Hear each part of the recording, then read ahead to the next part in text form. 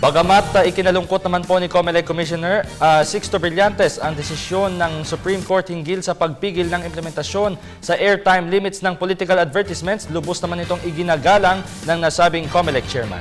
Para sa detalye, balikan natin ang report ni Noel Perfecto.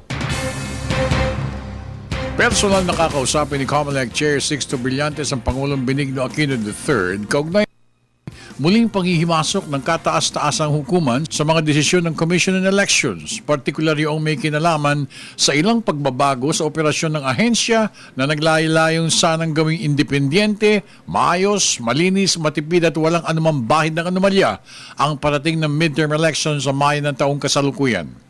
Itong inihayag ni Chairman Brillantes sa mga media men matapos na muling ilagay sa temporary restraining order ng Korte Suprema ang isa pang panukala ng ahensya hinggil naman sa usaping paglilimita ng airtime ng mga kandidato sa kanilang pangangampanya. Ayon kay Chairman Sixto Brillantes, dismayado na siya sa palagiang panghihimasok ng Korte Suprema sa mga desisyon ng COMELEC, kung kaya't imumungkahin na nito sa Pangulo na maglagay na lang na umano ng bagong komisyonado na mga ngasiwa ng operasyon ng COMELEC sa parating na lokal at nasyonal na halalan.